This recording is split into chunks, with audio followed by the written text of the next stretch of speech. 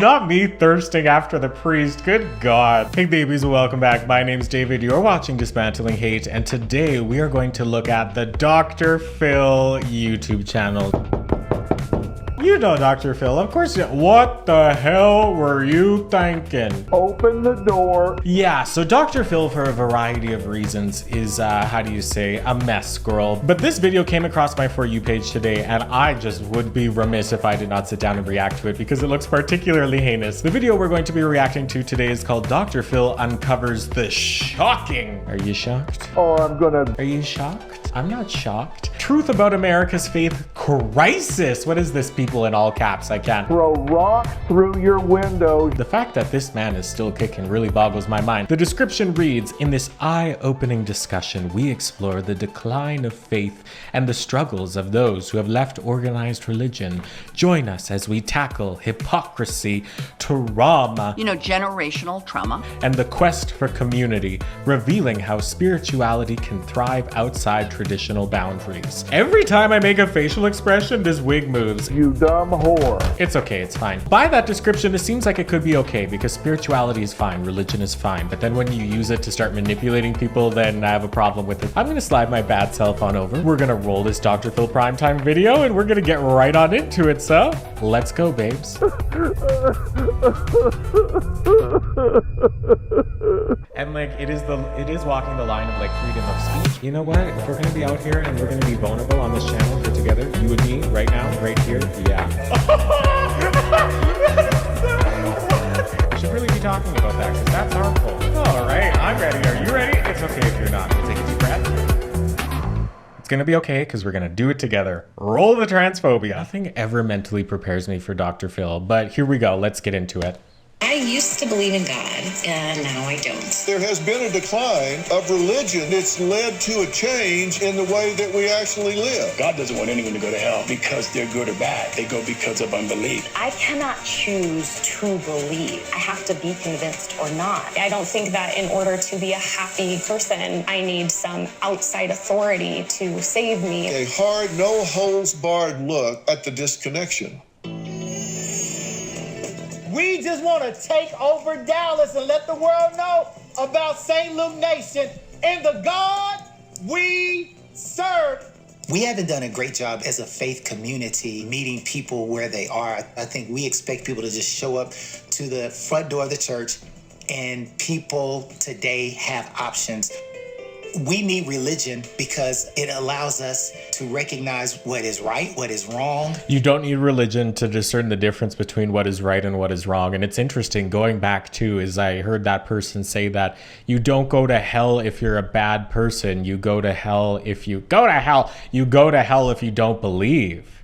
So you can be a good person and not believe in Jesus and you would still go to hell. Does that seem right? It's not giving me. Does that seem something that a loving God would do? Religion just baffles my mind, girl. Okay, why is this side so much higher? Maybe it's because my head's not symmetrical. Anywho, it also offers us a place to live out who we are and to connect with our potential, unless you're gay. No, not everybody's awful. Like, there are some churches who wouldn't have me stoned in not the good way. But yeah, religion as a whole, like the community part is good. Yeah, get around people who are like you, make connections. We're social beings. Come on, humans, like that's good. That's good.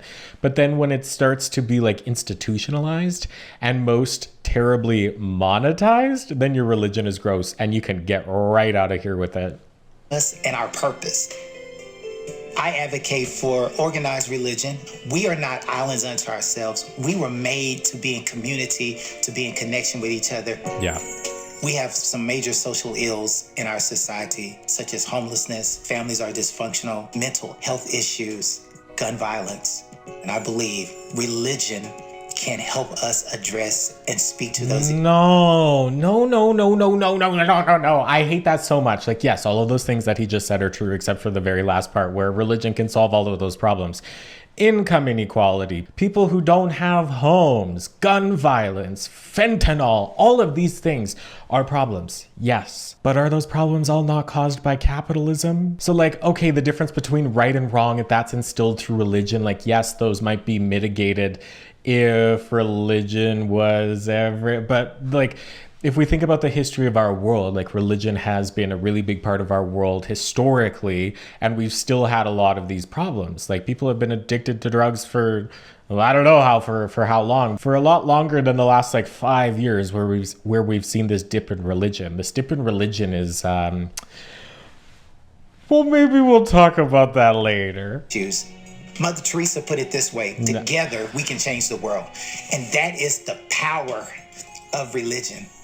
To the people like it's so sad. Like he's cute, he's got an amazing smile, like I think he enjoys helping people, and that's great, and I don't want to discourage that, but through the lens of a monolithic religion is not the way to do it, bestie. That's not it. So I'm not shaming him, but I think he has been manipulated into believing this farce that is religion. Left the church. I want to offer a fresh reset. Let's journey together, fulfill your God-given potential. He has such a nice smile. Pastor, thank you for being here. Glad to be with you. I said when I was... Peace be with you. I'm baby's buddy.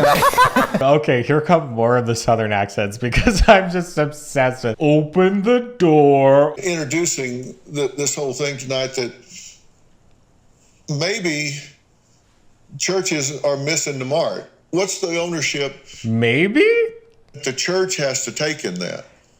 I think the church has to own it. Shouldn't be allowed in the church. Taking it to the fact that today everybody uses, iPhones. Oh, yeah, it's her fault. Why don't you let me believe in God? Yeah, it's her fault. That makes sense. Yeah, Steve Jobs. He's probably not in heaven. Android.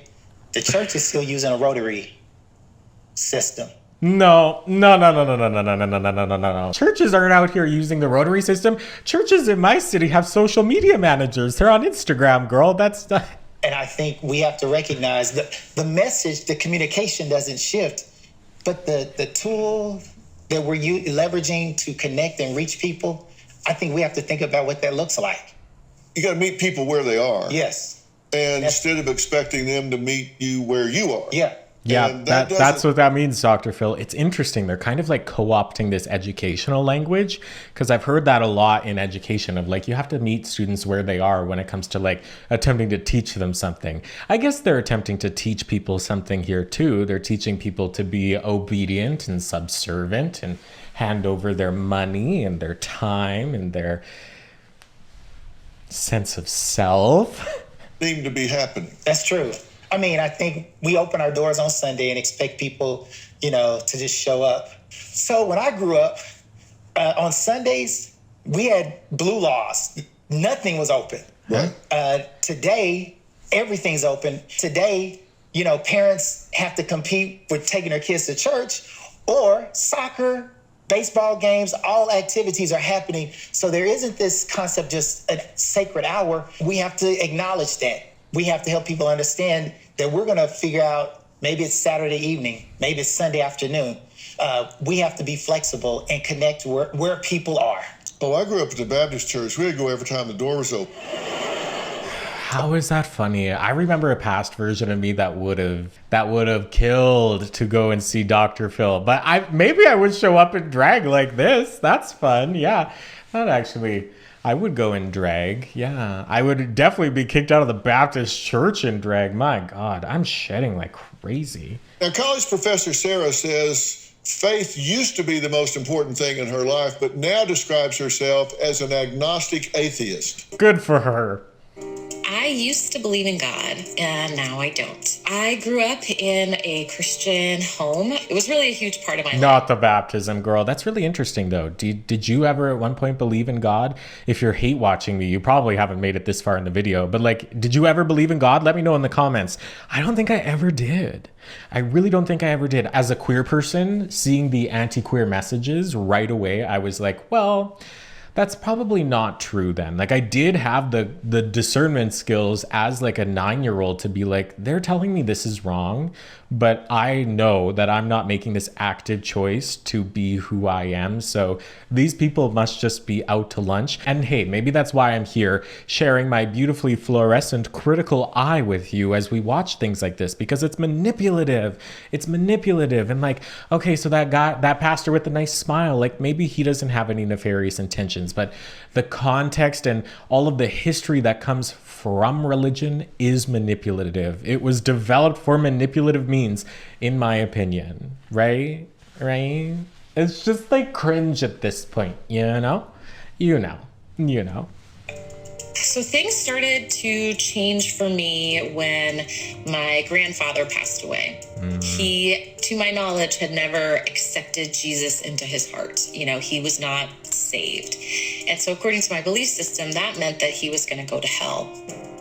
But seeing someone that I loved and who was a kind, good person pass away, and now they have to suffer for all of eternity, really changed my perspective. So I spent a lot of time just kind of crying out to God, please help me. Please help my unbelief. So eventually I just found myself in a place where, despite my best efforts, I just no longer believed. And it's honestly taken me this long to be ready to talk about it. Okay. All right. You say your grandfather died. Sure, yeah. And had not accepted Christ as his Savior. Yeah, so... bathed in his blood, Christ is his savior. Just the way that he talks, it sounds so theatrical, but that's him. That's him. For me, when he passed away, my belief system said that... Hey, is it just me, or is my wig line super effed in the A? I'm not wearing a wig cap because I'm in my own house, god damn it. I'm not doing all this other stuff. I have things to do in an hour. Oh, and that hour has to include me taking off his face. Anyway, shut up, David. Keep going. Now he has to go to hell for eternity. Go to hell. Realizing, wait a minute, this man who is kind and loving and wonderful, why does he have to suffer for eternity? Well, he doesn't, because God's not real. Thank you and good night. Kidding, except kind of not. That just stopped making sense to me. Well, do you pray that you'll see him in heaven? I don't know if I believe there is a heaven. I don't pray anymore. You don't pray at all? No. God, just the way he talks is so shamey. You don't pray at all. And he's had too much Botox to actually read micro expressions on his face, but God, he's the worst. Okay, so if what you believed before is right, that he's there, then you're joining him. You just accept that. Oh. So if what I believed before was correct, that there's nothing that I can do, right? It's settled, it's done, and I would just have to live with the fact that he's suffering for eternity. You know, people go through things in their life that make belief really difficult. And it doesn't seem just to me to say, well, I know that you really struggled believing, but because you struggled believing, now you have to suffer for eternity. I can't make sense of that. Okay.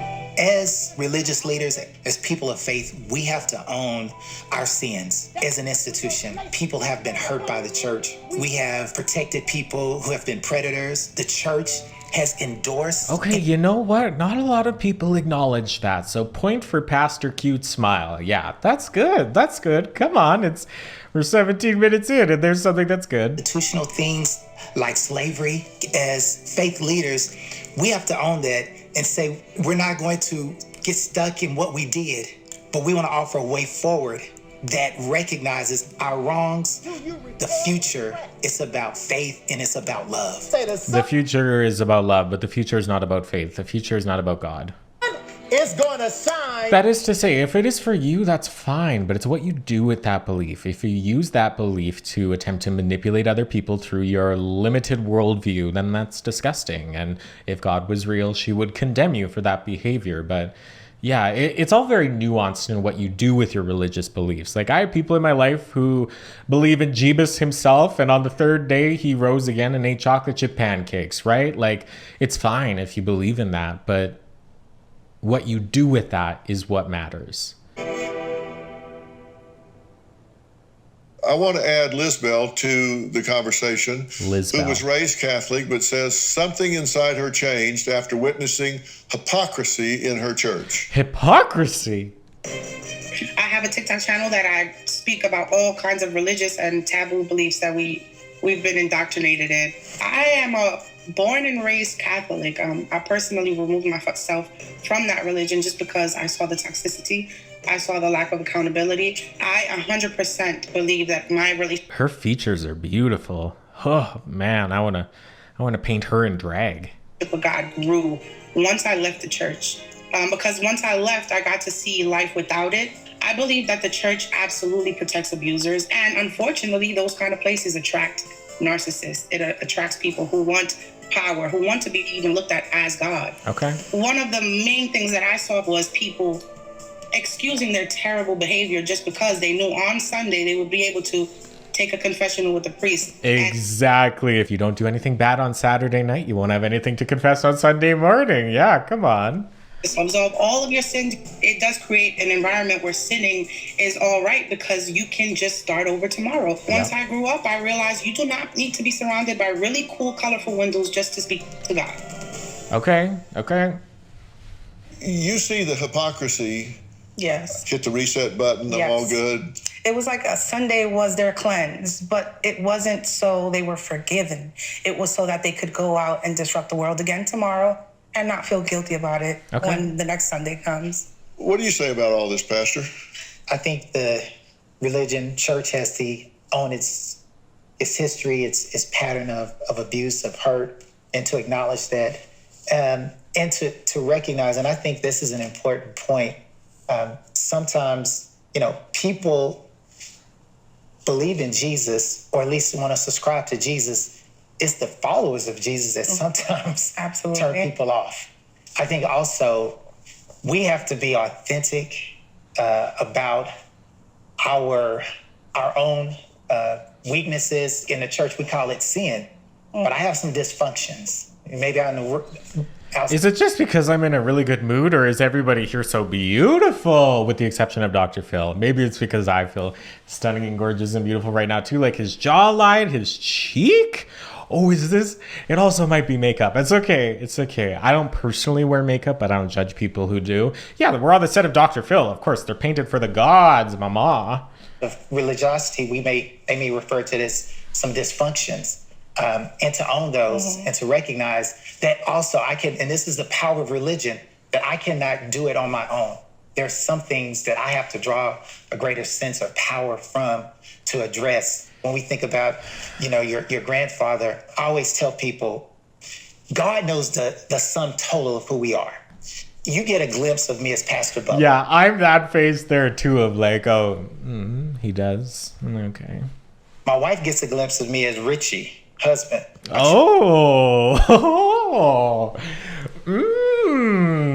Catch me out here trying to get a glimpse of Richie. Get a glimpse of me.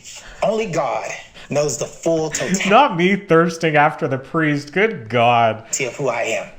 And so at the end of the day, I believe that I cannot subscribe someone to heaven or hell.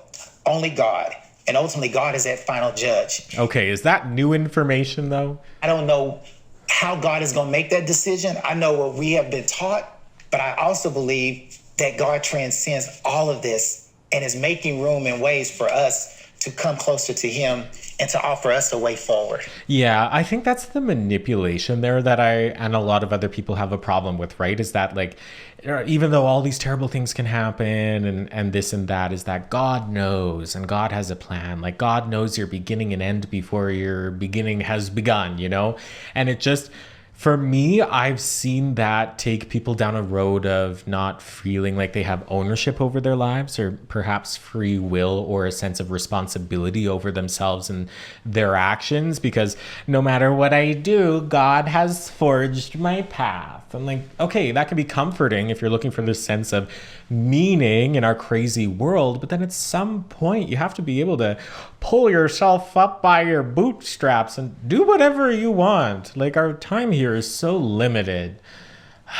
We need to be able to move beyond religion. I'm sorry, Richie. Your jawline is great, but your message is trash. And you've seen things happen in the Catholic Church that were just abusive. Yeah, straight out. And you suffered as a child as well. Absolutely. I think my turning point, I was sexually assaulted when I was 8 years old, and I hid that in secrecy.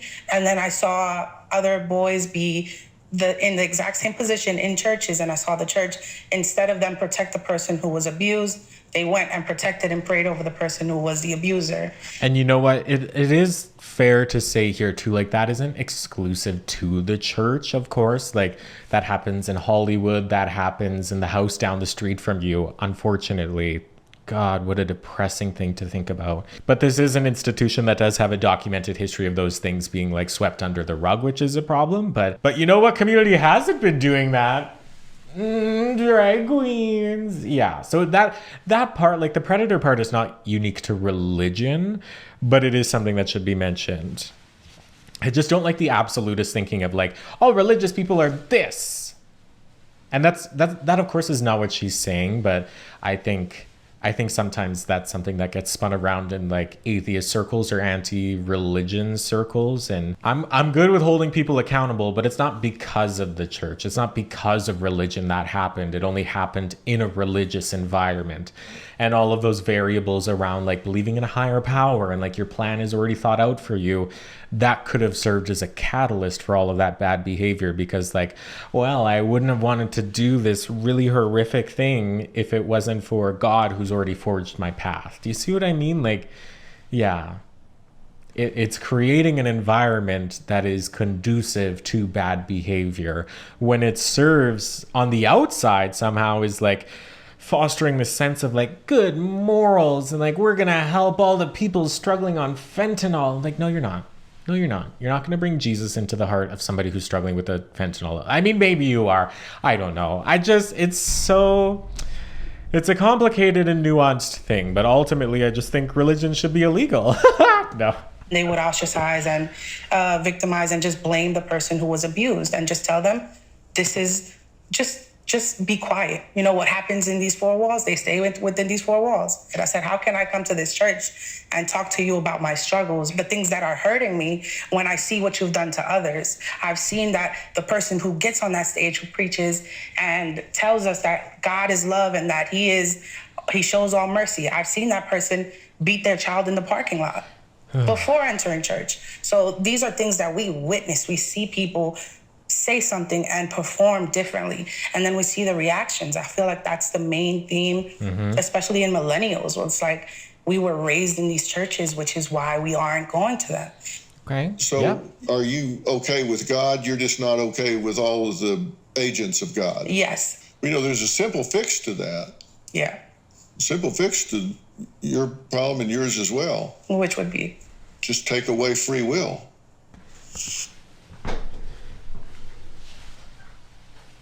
I can't handle this, Dr. Phil. I just can't. What did that bald man just say? Just take away free. No, we gotta, what? Sorry, what? Yes. I would argue in the Christian system, there is not free will. Aha, thank you. Like what? Take away, that doesn't, Dr. Phil, bestie, we gotta talk. It's time for you to get off the air. It's time for you to take your millions of dollars that you've earned exploiting people with mental illnesses on stage for the whole world to see and just ride off into the sunset so we can never see you again. Okay? Okay. Oh, but there is. Is there? I feel like there's accommodations. If God was running the whole thing, do you think all these people would be able to exercise this free will and make these bad choices? No, absolutely not. But I also think that there's a point in these specific abusers finding a community of people who will just let them do whatever they want. Because there's some pastors who can't. Some pastors will be reported to the police if something happens. But for majority cases, it's not. They have a community. They know what to say. They know who to find to be able to commit the things that they do and just be let alone and left alone for a long time. Yeah, and that's why I'm saying this may very well be that the church is not doing what they need to do to have the confidence and faith and comfort to minister to the people they're supposed to be ministered to. They need to step up their game. Yeah, I don't know if ministering more is the answer. Anyway, babes, I just saw that. I had to react to that because that looks super intriguing to me. Not what I thought it was going to be, but almost exactly what I thought it was going to be. So yes, thank you for joining me on this episode of Dismantling Hate. I'm David They, pays to advertise. Thanks for being here. If you enjoyed the video, make sure to like it. Let me know what you think in the comments. Do you believe in the flying spaghetti monster? I'd really love to know. Subscribe to the channel if you made it to the end, because this kind of stuff must be important to you if you're still here. And I love that because this stuff is important to me too. That's why I'm out here on a Wednesday filming in Drag Girl. So I gotta go get ready for a show. Thanks again for being here. If you're interested in more from me, my Dismantling Hate playlist is going to roll on the end screen here. You can binge all of those. There are so many Dismantling Hate videos and several many where we talk about religion if that's your bag, but a lot of other related queer stuff there too. If you want to spend even more time with me, I have a podcast called D-Talk with David They. You can watch on YouTube, listen on Spotify. The first 2 seasons are fully available now. Season 3 is coming on January 1st, so stay tuned for that. Follow me on Instagram and TikTok. Jesus, this outro is long. Thanks for being here, and I'll see you in the next one. Goodbye. And like, it is walking the line of like freedom of speech. You know what? If we're gonna be out here and we're gonna be vulnerable on this channel here together, you and me, right now, right here, yeah. We should really be talking about that because that's harmful. All right, I'm ready. Are you ready? It's okay if you're not. We'll take a deep breath. It's gonna be okay because we're gonna do it together. Roll the transphobia.